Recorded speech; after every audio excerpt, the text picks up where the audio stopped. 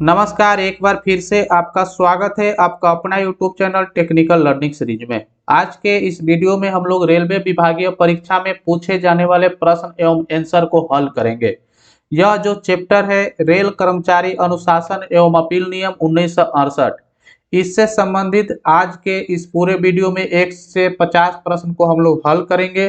तो अगर आप एक रेल कर्मचारी हैं तो आपके लिए यह वीडियो काफी महत्वपूर्ण होने वाला है, और अगर आप रेलवे विभागीय की तैयारी करते हैं तो आपके लिए यह वीडियो और भी महत्वपूर्ण होने वाला है, क्योंकि कोई भी रेलवे विभागीय परीक्षा में इस चैप्टर से करीब 10 प्रश्न पूछे जाते हैं। अगर आप इन 50 प्रश्नों को शुरू से लेकर अंत तक देख लेते हैं तो आपको मैं विश्वास के साथ कह सकता हूं कि करीब करीब 10 प्रश्न जो पूछे जाएंगे उन सभी 10 प्रश्नों को आप हल कर सकते हैं।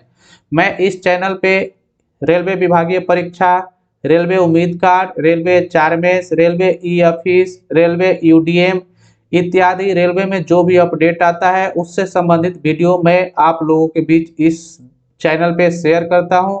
तो मुझे आपसे काइंडली रिक्वेस्ट है कि आपने अभी तक इस चैनल को सब्सक्राइब नहीं किए हैं तो प्लीज़ सब्सक्राइब कर लीजिए और बेल आइकन को प्रेस कर दीजिए और वीडियो को लाइक जरूर कीजिए और वीडियो को शुरू से लेकर अंत तक जरूर देखिए, जिससे आपको वीडियो में बताई गई पूरी जानकारी मिल सके। तो चलिए वीडियो को शुरू करते हैं। आज के लिए सबसे पहला प्रश्न देखते हैं। जांच अधिकारी की नियुक्ति करने हेतु मानक फॉर्म जारी किया जाता है। तो जब किसी कर्मचारी को कोई पनिशमेंट हो जाता है तो उसके लिए जो जांच अधिकारी की नियुक्ति किया जाता है उसके लिए SF7 फॉर्म का उपयोग किया जाता है। तो इसका राइट आंसर हो जाएगा SF7। प्रश्न संख्या 2 है, SF11B का उपयोग किया जाता है। यानी कि क्यों किया जाता है, तो इसका उपयोग जो होता है यह माइनर चार्जशीट देने के लिए किया जाता है, यानी कि छोटी सस्ती देने के लिए किया जाता है। और SF5 का उपयोग जो होता है वह बड़ी सस्ती यानी कि मेजर चार्जशीट देने के लिए किया जाता है। और निलंबन के लिए जो स्टैंडर्ड फॉर्म होता है वह SF1 होता है। और डीम्ड सस्पेंशन यानी कि माना गया निलंबन के लिए जो होता है वह SF2 होता है। तो मैं आपको वीडियो में कहीं कहीं गाइड करते रहूंगा। ऐसे 1 से 50 प्रश्न है जो आपके लिए काफी महत्वपूर्ण है। अब हम लोग तीसरा प्रश्न को समझते हैं। अनुशासन एवं अपील नियम के अंतर्गत अपील की समय सीमा क्या है?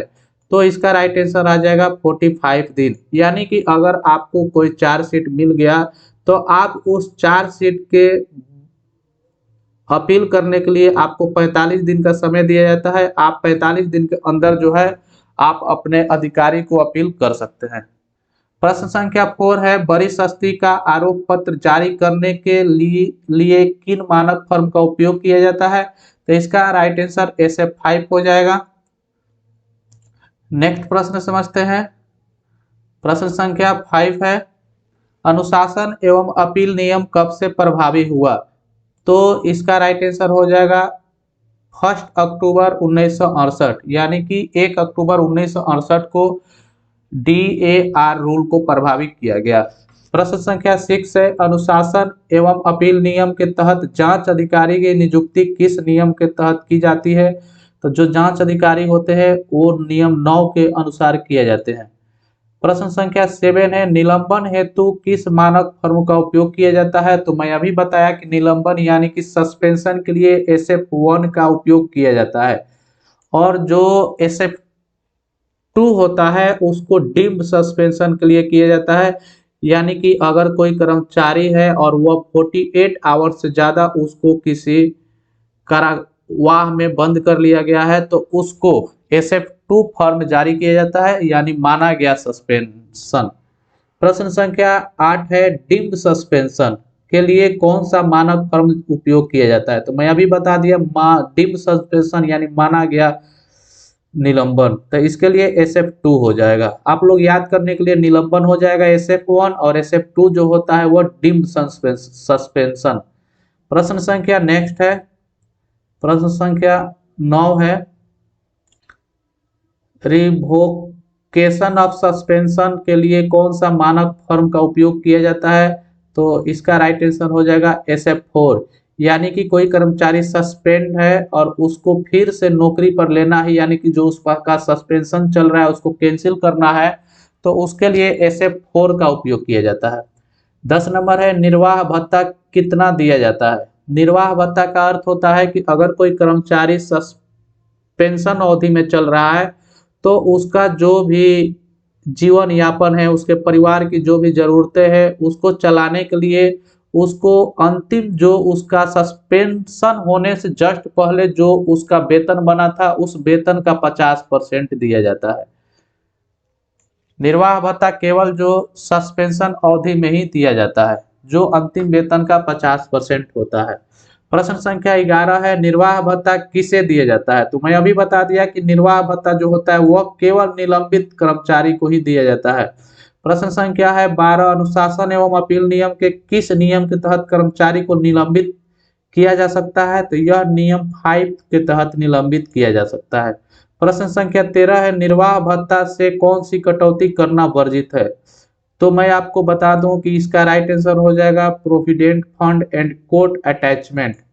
निर्वाह भत्ता से वही चीज काटा जाता है जो रेल को कोई हानि न हो, जैसे कि लोन फ्रॉम बैंक, यानी कि कर्मचारी अगर किसी बैंक से लोन लिया है तो उसको काटा जाना है। उसके बाद भी और सारी चीजें डिडक्शन होता है। रेल अगर कोई कर्मचारी एडवांस पेमेंट लिया है तो उसको भी ओवर पेमेंट के रूप में उसके निर्वाह भत्ता से कटौती की जाती है। नेक्स्ट प्रश्न देखते हैं। प्रश्न संख्या 14 है कितने समय तक पुलिस अभिरक्षा में रहने पर रेल कर्मी को डीम्ड सस्पेंशन माना जाएगा। मैंने अभी बताया कि 48 आवर से अधिक अगर कोई कर्मचारी पुलिस की अभिरक्षा में रहता है तो उसको निलंबित माना जाएगा। प्रश्न संख्या 15 है कि निलंबन की अवधि प्रशासन कारणों से बढ़ाने के कारण निर्वाह भत्ता कितने प्रतिशत बढ़ाया जा सकता है। होता क्या है कि कोई भी कर्मचारी को अगर सस्पेंड किया जाता है तो प्रथम 90 दिनों के लिए सस्पेंड किया जाता है। उसके 90 दिनों में अगर कोई डिसीजन प्रशासन की तरफ से नहीं निकलता है, यानी प्रशासन के कारण से उसका सस्पेंशन बढ़ाना पड़ रहा है, तो उसको 25% उसका जो निर्वाह भत्ता है उसमें ऐड कर दिया जाता है। तो आप याद कर लेंगे कि पहले जो निर्वाह भत्ता मिलता है वह 50% होता है अंतिम वेतन का, और जब उसका प्रशासनिक कारणों से उसका जो निलंबन की अवधि को बढ़ा दिया जाता है तो उसको 25% की वृद्धि कर दिया जाता है। प्रश्न संख्या 16 है कि निलंबित रेल कर्मचारी को सुविधा पास जारी करने हेतु सक्षम अधिकारी कौन है। जनरली होता है कि अगर कोई कर्मचारी निलंबित हो जाता है तो उसके पक्ष में कोई सुविधा पास जारी नहीं किया जाता है, लेकिन अगर उसको सुविधा पास की अति आवश्यकता है तो वह उसका जो डिसिप्लिनरी अथॉरिटी है वह उसको सुविधा पास जारी कर सकता है। तो इसका राइट आंसर हो जाएगा डिसिप्लिनरी अथॉरिटी। प्रश्न संख्या 17 है एनआईपी का पूरा नाम क्या है। तो एनआईपी जो होता है notice of imposition of penalty. Right answer ये हो जाएगा। प्रश्न संख्या 18 है कि एक व्यक्ति जिसे न्यायालय द्वारा जेल की सजा सुना दी गई हो को कब और किस नियम के तहत नौकरी से निकाला जा सकता है। तो इसका राइट आंसर हो जाएगा नियम 14 के तहत। प्रश्न संख्या 19 है कि प्रसूति अधिकारी प्रेजेंटिंग ऑफिसर का नामांकन किस मानक फर्म पर किया जाता है। तो राइट आंसर हो जाएगा SF8। प्रश्न संख्या 20 है कि एक कर्मचारी को नैसर्गिक न्याय के सिद्धांत का अनुपालन किए बिना नौकरी से बर्खास्त किस आधार पर या किस नियम के तहत किया जा सकता है। तो इसका राइट आंसर हो जाएगा नियम 14/2। प्रश्न संख्या 21 है सर्वोच्च अनुशासनिक प्राधिकारी कौन है। तो इसका राइट आंसर हो जाएगा प्रेसिडेंट ऑफ इंडिया। प्रश्न संख्या 22 है सेवानिवृत्त रेल कर्मचारी को आरोप पत्र के लिए कौन सा मानक फर्म का उपयोग किया जाएगा। तो इसके लिए SF14 का प्रयोग किया जाएगा। मैं आपको बता दूं कि अगर कोई कर्मचारी है वो सेवानिवृत्त हो गए हैं और उनको दंडित करना है, यानी कि चार्जशीट देना है उनका जो कार्यरत अवधि था उसमें किसी गलती के कारण, तो उनको SF14 फर्म के माध्यम से ही उनको कर्मचारी को चार्जशीट यानी आरोप पत्र दिया जाएगा। क्वेश्चन संख्या 23 है राष्ट्रपति के आदेश के विरुद्ध किसे अपील किया जा सकता है। तो मैं आपको बता दूं कि भारत में जो है राष्ट्रपति सर्वोच्च होते हैं, तो उनका जो भी आदेश होगा वो सर्वमान्य होगा, यानी कि आप उसके विरुद्ध कहीं अपील नहीं कर सकते हैं। No appeal can be made. Question संख्या 24 है, संयुक्त कार्यवाही कॉमन प्रोसीडिंग में अनुशासनात्मक कार्रवाई के लिए कौन सा मानक फॉर्म का उपयोग किया जाता है? तो इसके लिए SF 10 हो जाएगा।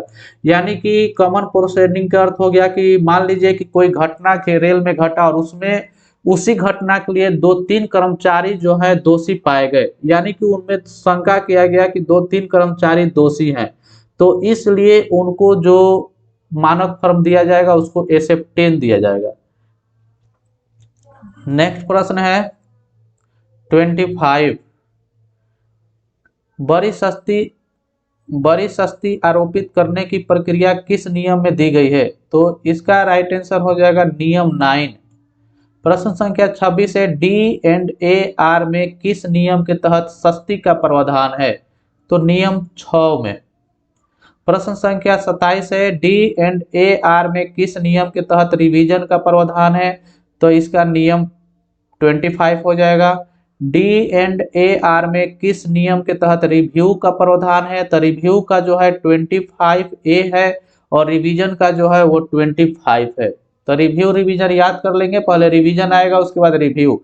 रिवीजन 25 और रिव्यू की बात जब आएगी तो 25A।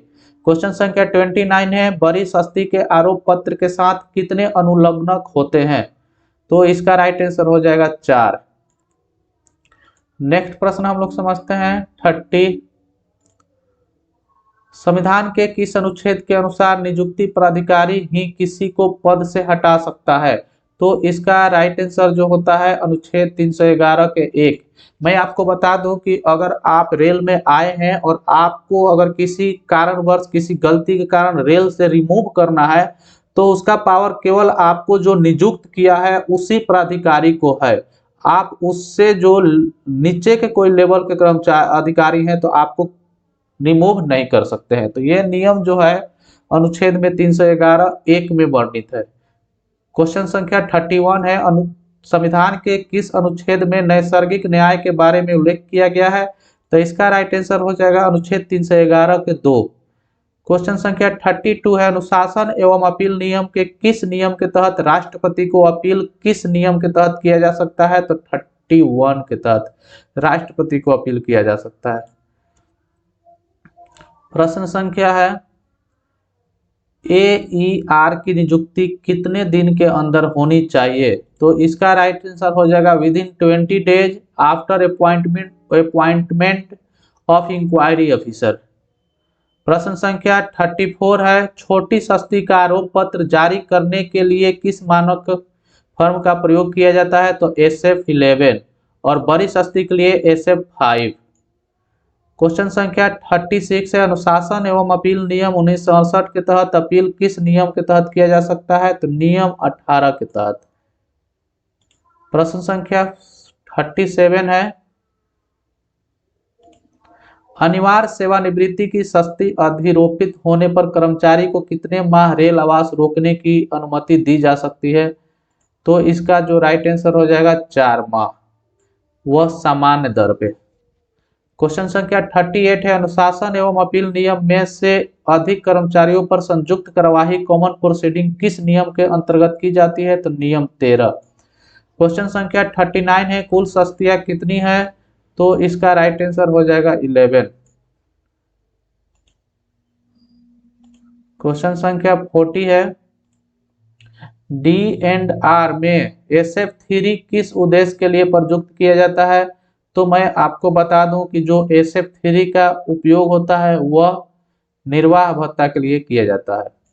क्वेश्चन संख्या 41 है, मंडल रेल प्रबंधक यानी कि DRM द्वारा प्रदान दंड की अपील होती है, यानी कि DRM सर अगर कोई दंड दिए हैं तो उसका अपील कहाँ होगा? तो वो किसी HOD अधिकारी के पास होगा।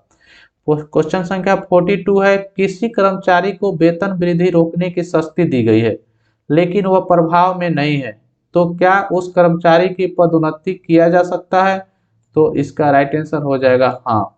प्रश्न संख्या 43 है, क्या अपील अथवा रिवीजन प्राधिकारी बर्खास्त अवलिक नौकरी से हटाए जाने के दंड को अपील अवलिक रिवीजन में पुनः नियुक्त में परिवर्तन कर सकता है? तो बिल्कुल कर सकता है। अगर आप अपील करते हैं, रिमूव हो गए हैं या बर्खास्त हो गए हैं तो अपील के दौरान उसको पुनः आपको फिर से नियुक्ति में परिवर्तन कर सकते हैं। प्रश्न संख्या 44 है, निलंबित कर्मचारी मुख्यालय को छोड़कर अन्य स्थान पर जाने के लिए उपस्थित होने पर यात्रा भत्ता देय है। तो इसका राइट आंसर हो जाएगा बिल्कुल। प्रश्न संख्या 45 है, 10 वर्ष की अहरक सेवा के पश्चात किसी कर्मचारी को अनिवार्य अवलिक जबरन सेवानिवृत्ति किए गए कर्मचारी को पेंशन दिया जाएगा? तब बिल्कुल दिया जाएगा। और मैं आपको बता दूं कि जो जबरन सेवानिवृत्ति किया जाता है उसका नौकरी कम से कम 10 साल होना ही चाहिए। यानी अगर किसी कर्मचारी का सर्विस 10 साल से कम है तो उसको ये वाला पनिशमेंट नहीं दिया जा सकता है। यानी कि जो कंपल्सरी रिटायरमेंट होता है, अनिवार्य अवलिक जबरन सेवानिवृत्ति, तो 10 साल सेवा करने के बाद ही किसी कर्मचारी को किया जा सकता है, और जब किया जाएगा तो उसको पेंशन दिया जाएगा। प्रश्न संख्या 46 है, हित निरीक्षक को D&AR केस में बचाव सलाहकार के रूप में कार्य करने की अनुमति दी जा सकती है? तो इसका राइट आंसर हो जाएगा हाँ, बिल्कुल। प्रश्न संख्या 47 है, नौकरी से हटाए गए कर्मचारी को अपीलीय प्राधिकारी के साक्षात्कार हेतु पास दिया जा सकता है? तो इसका राइट आंसर हो जाएगा हाँ।